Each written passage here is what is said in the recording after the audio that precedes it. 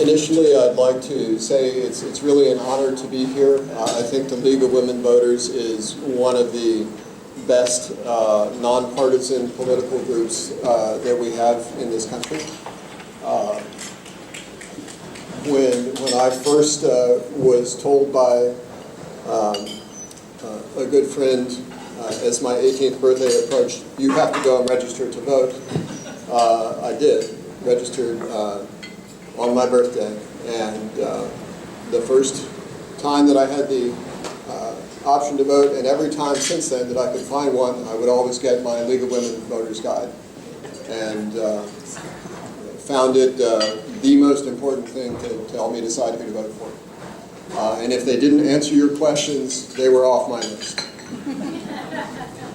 So the basic topic I'm going to talk about is criminal justice in Maryland, how the system works with a special focus on sentencing and corrections, meaning incarceration or probation, and also what is the result of the system we have now. As I speak, if there are questions or comments that you have, feel free to raise your hand or interrupt me. Keep going.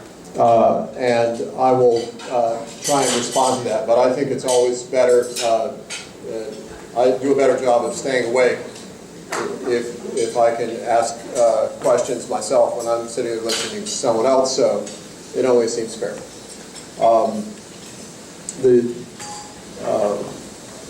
One thing I'd like to say at the outset is that if you're not involved in the criminal justice system or the court system, the legal system generally, and you are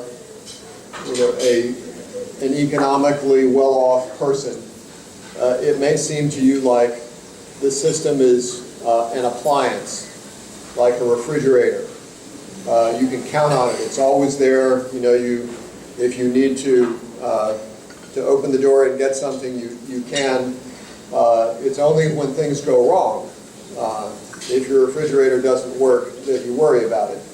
However, the reality sort of from the inside is that the system is not an appliance. It is not always the same. It does not always work perfectly. And there have been substantial changes to the system in our lifetime in my career. When I was at the beginning of my career, having come out of law school, worked in a law office, worked in the courthouse briefly, I eventually became a prosecutor in the early 1980s. That was the time when Ronald Reagan was the president, and he declared a war on drugs. It may even have been made as broad as a war on crime. As a prosecutor, I was part of that war on drugs and war on crime, and I did my job as well as I could. And many times that meant asking for people to be incarcerated, and I felt that I had done the best thing I could do. The more people I got incarcerated for the longer period of time. It made perfect sense, sort of like a baseball player having a better batting average and getting more home runs. But what I didn't realize that was happening at the same time was that all over the country, with federal incentives for crime prevention, for drug control, people were in different prosecutors' offices doing the same thing. And between 1985 and 2001, a period of 16 years, the number of people that we have incarcerated in the United States went from here to here. We tripled the number of people who were incarcerated. The result of that also was that as taxpayers, we paid at least 3 times as much for those people we incarcerated. We also, in incarcerating them, did not actually become 3 times safer. We still had crime on the streets. We still had drugs in the communities. But also, at the same time that we tripled the number of people that we incarcerated, we were taking that many people, mostly men, out of the community so that there were 3 times as many families without fathers in them, and 3 times as many people who would not be able to get a good job very easily when they came out of being incarcerated because they now had a criminal record and they had a record of incarceration. And there were a lot of adverse consequences to that process.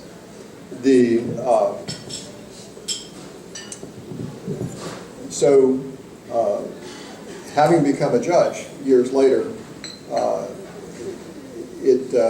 then looking back on the statistics has become clear to me and to many other people that maybe the system is not working as well as it should. And maybe incarcerating more people is not the answer to the problems of crime, the problems of drugs. Maybe there are other ways that we might deal with it that would work even better. Another aspect of the system of incarceration we have that has increasingly come to my attention is that incarceration, when we lock people up, send them to prison, we are not fixing their problems.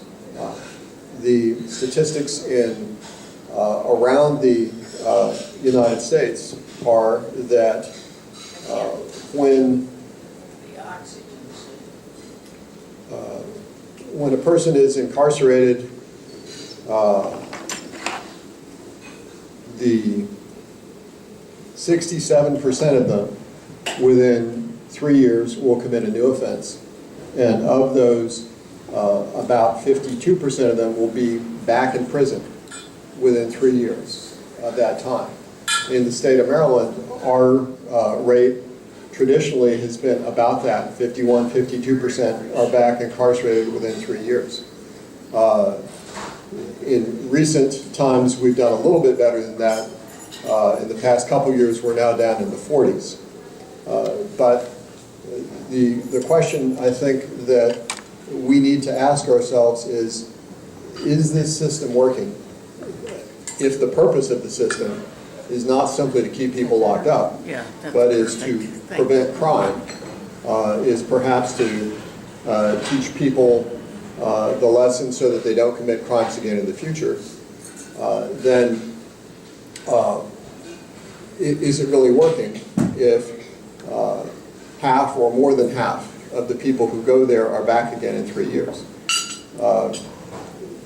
I think common sense tells us that with that rate of failure, it's not really working terribly well. I had the benefit a few years ago in connection with one of my court assignments to go to a program called ASTAR, which stands for something like Advanced Science and Technology, etc., for judges. It's a program that had a little bit of federal funding, and it basically sent a large group of judges from different states in the country to seminars, like college or grad school seminars, every few months with professors in different topics. And some of the topics dealt with criminology, figuring out why people commit crimes and what may be done to improve that situation. The study that I was started in with that program led me to ask for a committee to be formed in Maryland to study our system of sentencing people who've committed crimes, and to study our system of corrections, what happened after we sentenced them. Something that we learned in our committee that was formed with judges from around the state, from all different levels of the system, was that although, as I've told you, nationwide, the average is 67% commit new crimes and 52% are back in prison within 3 years, In some parts of the country, they have figured something out and they're doing way better. For example, in the state of Oregon, the rate of people going back to prison within 3 years is 22.8%, more than twice as good as we have in the state of Maryland. In the state of Virginia, the rate is like 28, 29% instead of 51 or 52%. So the question we had to ask ourselves is, what are they doing that we are not? And the main answer to that question that we discovered is, instead of just doing what we do in Maryland, say, well, if you've committed the crime of shoplifting and you've done it 3 times in a month, we're going to give you a triple penalty. Or instead of saying, if you committed a crime and you were carrying a handgun at the time, you're going away for 5 years straight out, they would do something called screening. They would ask a standardized list of questions to the person who has committed the offense, who is about to be sentenced, and find out what was their health situation, what was their medical situation, what was their drug abuse situation, what was their employment, have they ever had a job, what is their living situation, do they have a stable home or are they borderline homeless, what was their family situation, are they having severe problems that have caused them to react badly and have other issues. And then they would make a chart and say, aha, this person is borderline homeless, he's never had a job, and so he's selling drugs to make money. If you know that about the person who comes in front of you, then the sentence that you might give that person would be different than if you didn't know that information. If the person is illiterate, the reason he can't get a job is because he can't read. If the reason he's illiterate is because he doesn't have glasses, he never got, his family didn't have enough money, they didn't have health insurance, so they never got him glasses, so he couldn't see the board in the school, so he never read, so he can't have a job, so he's stealing in order to support himself. If you knew that, again, maybe your sentence would be different than if you didn't know that. Another important fact that can be revealed by screening, which the study tells us, is there is a whole category of people called low-risk offenders. When we say low-risk offenders, that doesn't mean necessarily that they won't hurt a person if they committed a crime against them. But it means that for this person who's low risk, that what they did was so out of character, so unusual, and they have such a good support network potentially, that we think they're really unlikely to do it again. If you give them a standardized test, ask them all those 50 questions, their score is going to be very, very low. What has been revealed in many studies put together in what's called a study with metadata is that if you take low-risk people, people who score low on that test, and you send them to prison with people who are higher-risk people, that it has an impact on the low-risk people. Does anyone know what the impact would be? The impact is that from their likelihood of committing a new offense if they were low risk to start with would have been about 15%. If you send that person to prison with other people who are high risk, you increase their likelihood of committing a new offense, you raise their risk level now to being over 50%. They basically, there's an old joke that someone told me, could not forget, about a person who had a deformed hand and prayed to God and said, please God, make my hand like my other hand. And he prays, and eventually his good hand becomes equally deformed. And that's what we're doing with low-risk offenders when we send them to prison. We're saying, we're going to make them just like the others, and sure enough, when they come out, they have a bad criminal record, they are going to have trouble getting a job, they have met people who have become their peer group who are teaching them how to commit more offenses and to do it better. They've learned the bad habits, they've learned the new associates, They cut their ties with all the people that might have been positive influences on them for however long you sent them away for. And by the same token, so the study has an interesting bar graph. This is the study of hundreds of thousands of people across the United States and Canada, where if you do nothing to a low-risk offender, his risk stays just as low as it was, 15%. If you do nothing to a high-risk offender, his risk of reoffending is as high or higher. If you put them both in intensive treatment, the low-risk offender goes up and the high-risk offender comes down, and so they equalize. So what that tells us is, if you knew that someone was low-risk, you should never send that person to prison. You should never send that person into a group intensive program where they get really well acquainted with a high-risk offender. And the high-risk offenders, you should always give them intensive treatment that deals exactly with their needs. If that person is having problems because they don't have employment skills, they do well if you give them employment training. If that person has problems because they have psychological problems, you give them psychological treatment and they'll do better. If that person has drug addiction, you give them drug treatment and they will do better. Excuse me. We had the Patuxent Institute. Is that still in effect? We still do have the Patuxent Institute. And do they attempt to do the things that you are suggesting, or is that all psychological? They will include substance abuse training, and I think they have vocational training at the Patuxent Institute. The difficulty or issue is that the Patuxent Institute has a capacity of about 1,000 people, maybe, if that.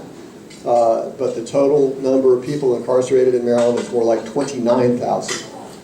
So it does not have the capacity to take anyone but the most damaged, most serious psychiatric problems. And we still say after a certain period of time, if you are adjudicated to be ready to go out into the society, they do, or I think what I read was they weren't releasing them. In Patuxent? Yeah.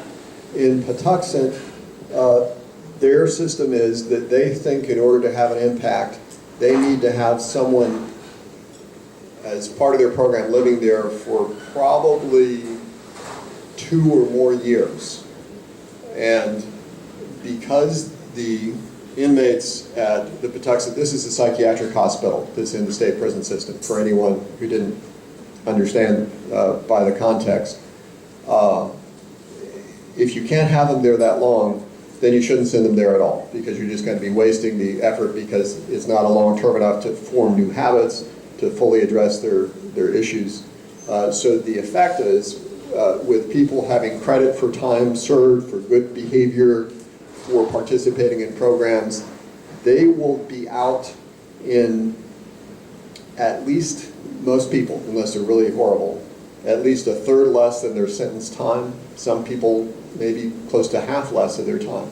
So the effect of that is that they must have a sentence of probably 5 to 7 years, or they'll never make it because they won't get to Patuxent in time to stay there for 2 years. So it has to be, and they prefer to have younger offenders for various reasons.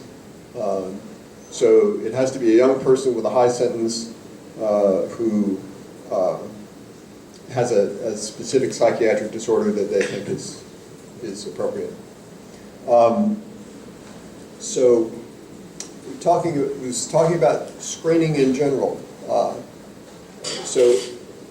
If the screening system that they use successfully in Oregon, in Virginia, in other places where they have a low rate of people committing new offenses, as compared to our rate, which is about half of everyone commits new offenses. If we had that system in the state of Maryland, it would have the first effect of screening out low-risk offenders, and they would never get to prison at all, because we know that we can do better things for them and avoid making them worse by not sending them to prison. You may ask, how significant is this? How important is this? I have had the occasion to speak with both the one of the deputy secretaries, the number 2 person in our state prison system, and have asked him, how many people do you think we have in state prison who are low risk? And he said, maybe about 5,000 out of 29,000. I've asked the same question to a University of Maryland professor who was the head of our state sentencing commission, who is the most expert person we have in criminology studying people. And I said, how many people do you think we have in our state prisons that are low risk? And he said about 15%. 15% is about 5,000. So basically the two of them agreed that maybe 5,000 people at any given time are in our prison who should not be there because we're making them worse. They're more likely to commit new offenses as a result of that sentence and that time in custody. Then what about the other 85%? What about the other 20,000+? Those people, if we had screening, which we don't, as they do in Oregon and Virginia and other places that do better than we do. But if we had that screening, we would know from the day they walked into prison, this person is illiterate. He needs to have not a GED class. He needs to have basic phonics. He needs to learn how to read at all. Or if he's for some reason, incapable of that, he needs vocational training that he doesn't have to read for to get a job that he would be able to support himself. There is one other major factor which all the studies in the United States and everywhere I've ever seen show, which is that if you had to pick one factor that would help someone not to commit a new offense, to stay out of trouble, the single most influential factor is employment. If someone has a job, a full-time job, they are less than half as likely to commit a new offense than if they don't have a job. If they don't have a job, a lot of the new offenses that are committed are relating to supporting themselves. Drug dealing is an economic crime. It's a way to support yourself. And robbery, burglary, shoplifting, those are economic crimes. They're ways to support yourself.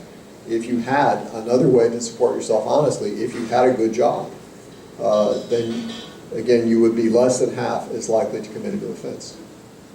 Do we make it easy for people coming out of prison to get a good job? Absolutely the opposite. If you have a criminal record, especially if you just come out of prison, and an employer sees that, they're very likely not even to talk to you. So in order to take advantage of that phenomenon that we can reduce by half the new crime rate, one thing that our system needs to have and doesn't in Maryland is a way to have special employment opportunities that will accept people who have a criminal record. That exists in other states. It exists in New York, it exists in California, it exists in Washington, D.C., and a couple of special court dockets. They've got a pretty good program in Baltimore County. They've got a program in Montgomery County. Here in Anne Arundel County, we don't really have much of a program at all that is specifically designed for this. But we have the ingredients with which we could put such a program together. Drug treatment is a very important part of the system because probably much greater than half of the people who go into the state prison system are there for drug-related reasons, alcohol or drug abuse.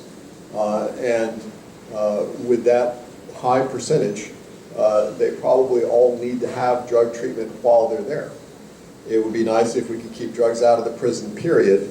Unfortunately, that has been proven a challenge. But most importantly would be to, before they return to the community, make sure that they've had drug treatment which is fresh in their minds, and then make sure that there's ongoing drug treatment for those who need it when they get out. And that's going to lead me in a moment to talk about a system called reentry a missing ingredient of our correction system in the state of Maryland and in Anne Arundel County is something called re-entry. When someone is a higher risk offender, they've been sent to prison, they have had all of their contacts interrupted. If you come from a economically disadvantaged background, if you're poor, your parents, your spouse, your significant people probably don't have the money to get in their car and drive to see you in prison in Western Maryland every week, or drive all the way to ECI, to the Eastern Correctional Institute on the far eastern side of the state, because they probably don't even have cars. You probably have no contact with them at all for months at a time, maybe years at a time, and when you come back, they seem to you to be, changed. They've forgotten you and moved on. There are movies, perhaps, that we have seen where the person is getting out of jail and they open the door and say, here's 25 cents for a phone call or $1 for the bus, see ya. You think that is, something from a bad history book, but that still is the situation. Now people may be released with $25, in effect bus fare. They may not have anything but one change of clothes, which may be prison issued. How are they going to, find a support network if they look like a prison inmate because they're still wearing prison clothes? The best way, the most effective way to transition people from prison back to the community is a system that is called generally re-entry. And another way you might think about it is to have kind of a halfway house. The best system would be if you could have the person, before they were released from prison, maybe the last 6 months, maybe the last 12 months, be in a local halfway house, a local detention center, close to where they're going to live when they get out, so that their family could see them, so that people that they know who might give them a job could talk with them and make arrangements so they would have a job when they came out.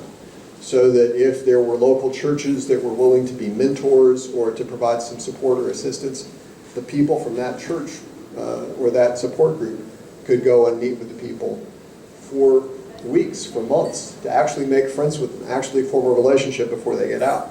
Another program that is a good program, especially, is if you have been out of touch with your family. There's something called family mediation, where they bring in your family, make sure you have visits, talk about what's it going to be like when I get out again. Again, you may think, well, many of these people, they're probably in prison for life. Well, there are people who are in prison for life. But those are actually a very small percentage of people. Of the 29,000 people who are incarcerated in state prisons, and there's another 9,000 or so who are incarcerated in our local detention centers, probably, I don't have an exact number, but I think not much more than 2,000 are people who are not going to come out. The other 25+ thousand, they're coming out. And what are they going to do? Are they going to be the 52% who are going to be locked up again in 3 years? If they are, what are they doing in those 3 years that got them locked up? They're probably not supporting their children, if they have children, because they couldn't get a job.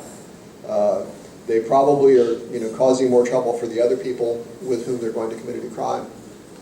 They probably are, otherwise basically disturbing the peace and being a nuisance until they get themselves locked up again.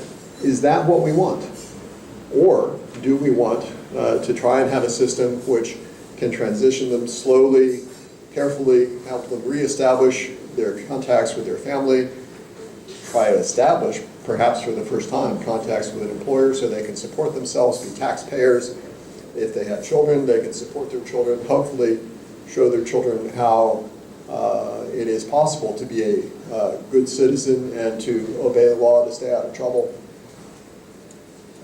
I'm going to digress for a moment and say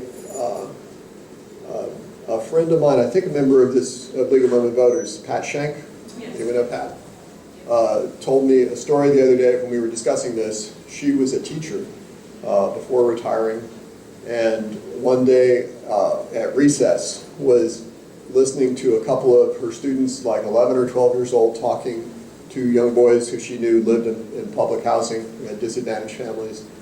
And one of them said to the other one, "Do you think when you grow up you're going to get married?" And the kid who was being asked the question said, "Nah, I think when I grow up I'm off to prison, like my dad and my uncle and my brother." He said, "Oh, okay." So that was his plan. His plan was he was going off to prison. We should not think that just because a child has a parent who is in prison, that that parent has stopped being a role model. They are a role model. They're still his dad. And he can be a role model for good or for ill.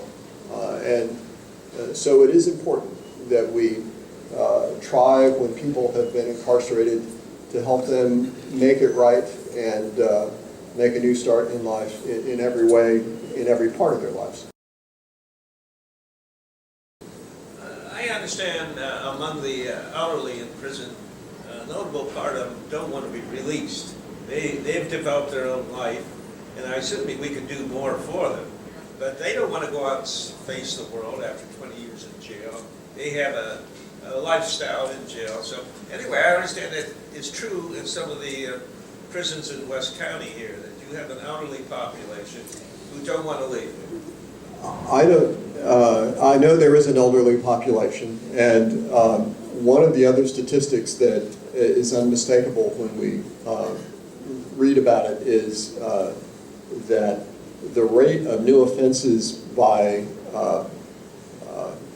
prisoners who are over the age of 50, 55 or more, drops way down.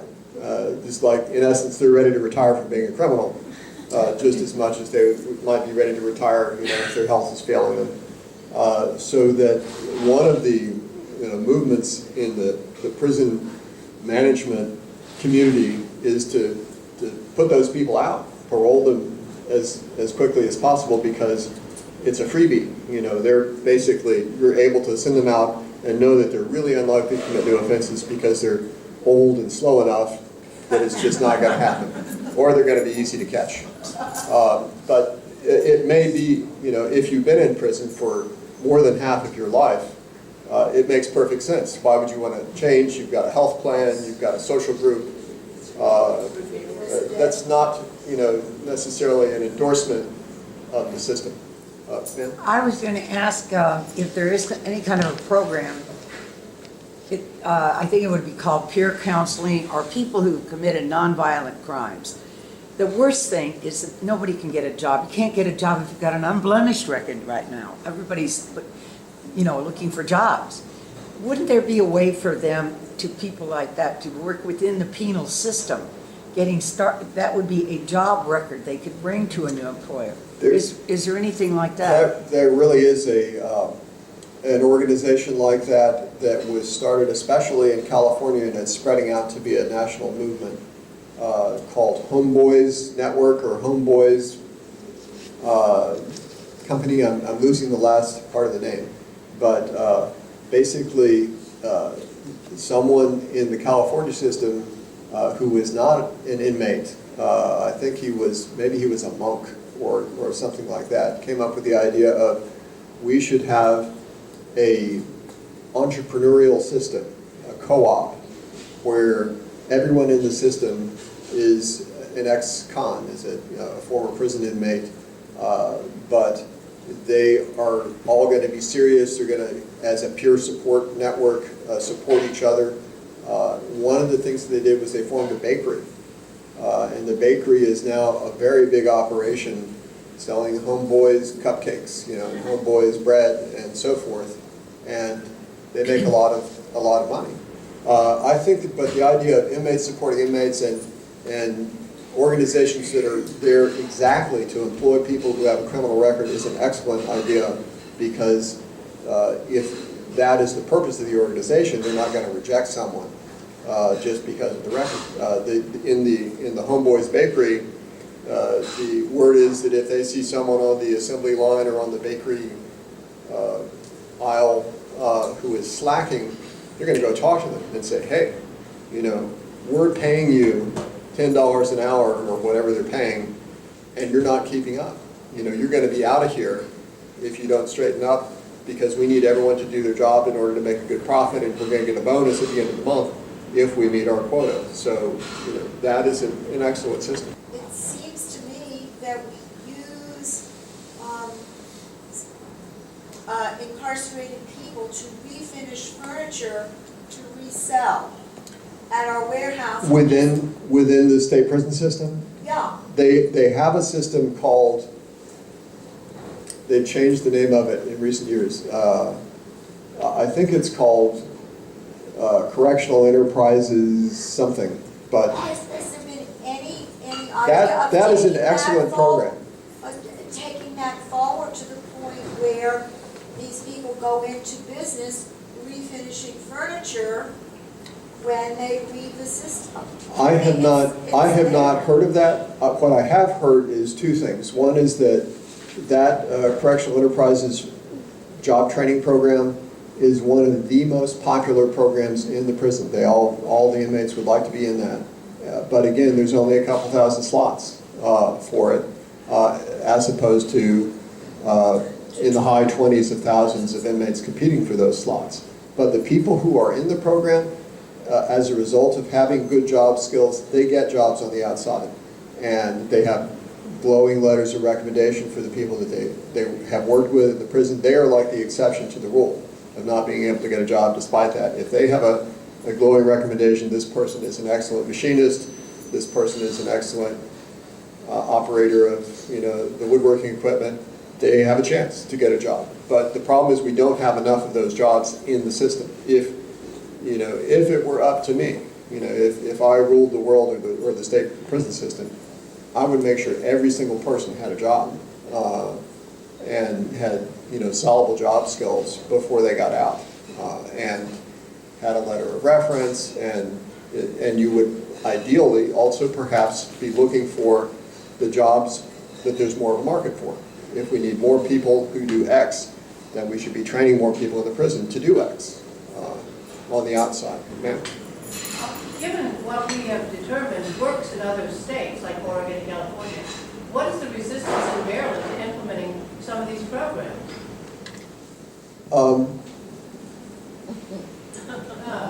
Let me hesitate to answer that directly, but I'll say inertia is the main thing.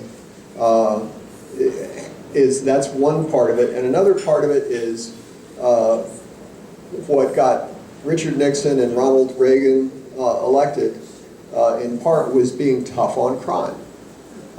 And so someone who says, I think we should have fewer people locked up, that person, as a politician, as a political leader, may seem not to be tough on crime, and may feel like he or she is making himself or herself an easy target for someone who's going to be tougher than they are. So we're essentially talking about educating the public in terms of the success rate that these programs have that incarceration certainly does. That would help a lot. There is a movement that has lately been started, which is called Smart on Crime, or what works, to do what works with crime. You know, if you could get an equally catchy slogan that's not tough on crime, that would be a help. And also, there is some movement afoot, even among the free enterprise libertarian wing of the Republican Party, to make prison reform a priority because it saves money. It actually costs less to get drug treatment and employment training than to incarcerate someone and pay for 3 meals a day. 3 meals a day, our cost in the state of Maryland, if you just look at the budget of the Department of Corrections, is something like $32,000 per year per inmate. But if you add retirement costs and health insurance costs for the people that work in the prisons, it's like $38,000 per year. And so that means, in essence, that we are paying more for every inmate than we pay to send a student to college. Yeah. Do you have a rate of incarceration in other advanced countries?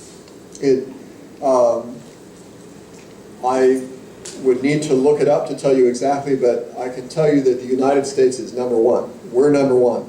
We are ahead of Russia, we're ahead of China, we're ahead of Iraq, we're ahead of Afghanistan. We are the number one incarcerating country in the world. South Africa's another. But South Africa is a close second. Nice. But again, you know, we're not number one in public safety. We're not number one in the crime rate. Countries such as the Scandinavian countries have a way lower rate of incarceration, I think maybe a quarter of ours, and their crime rate is also way down. It's down there with the rate of incarceration. And you know, there are a lot of factors involved, but one of the factors may be that our system of incarceration doesn't really work. Yeah. Back to the demographics, I have 2 points to make. Are there programs, since crime, I believe, mostly occurs between, you know, at the age of 25 or 20 to 30, something like that. 25 to 30. It actually, Whatever with Yeah. young men, are there programs recognizing that as they recognize the older people are not needing more training? The other thing, I wonder if you're planning to address the show difference between those who are incarcerated and those who are not. the first question, the short answer to that is no. There is not any kind of special program based on the age of the offender. The reality is, you're absolutely correct, that the crime rate is highest for people between the ages of like 18 and 35, and then it starts dropping off and it gets way low by the time they're in their 50s. But we don't have a special program other than locking them up or getting them convicted and trying to put them on probation that's any different for young people than older people. It might be a good idea to see if there could be a tailored program. In terms of the fact that their minorities are incarcerated at a much higher rate, the rate of incarceration of minorities is about 3 times their representation in the population. In other words, I think 78% of folks in our state prisons are minorities, as compared to 25-ish% of the population. With Latinos now, it may be that it's a little more than 25-ish%, but in the statistics that I looked at a few years ago, that was the rate. Why is that? I think that the reason is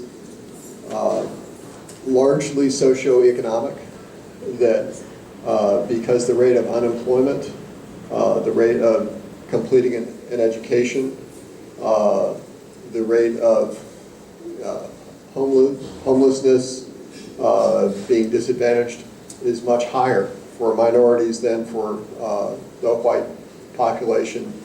All of those things correspond to getting in trouble more often. Another thing which is a significant factor which might relate to it is the war on drugs. The reason that the war on drugs relates to this, there's a book, I don't know if anyone here or everyone here has read it, called The New Jim Crow. That is a book talking about the impact of the drug war, particularly on African Americans. And the point that the author of that book makes is that when the government, particularly under the Reagan administration in the 80s, provided incentives to get more money for your police department, that was based on arresting more people. And so the more people you arrested, the more money you got to make your police department better, to pay your officers more. So it's much easier to catch someone who doesn't have their own place to go, to misbehave. And the result is that both because they're easier to catch because they have fewer places to hide, in public housing, the housing people can say, as a condition of your lease, we're coming in to check. So they can turn you in. The landlord can turn you in. Also, if you, because you don't have a good job or the ability to go to college and earn a good living, if you want to make a lot of money, selling drugs is a good way to do it.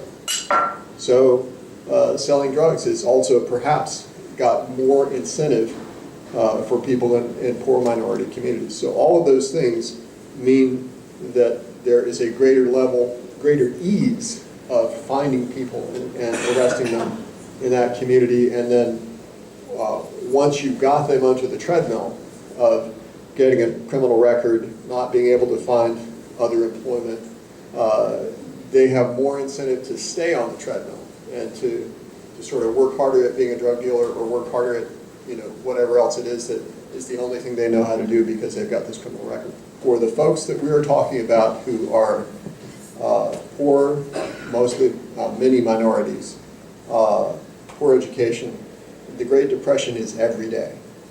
They need a New Deal, and if the prison system worked as it should, it might be that that could be a job training program as well as a program that would train people not to commit new offenses in the future. Did you just say what happened with the task force that was in the legislature? A group of people, including folks from my Quaker meeting and folks from St. Philip's, the Episcopal Church down the road from us, formed a new Jim Crow book reading group. And some folks from that group decided that they wanted to propose to the legislature a task force that would study improvements to the state prison system and recommend that they look into screening, recommend that they look into reentry, recommend that they look into ways to reduce the incarceration for minor drug offenses.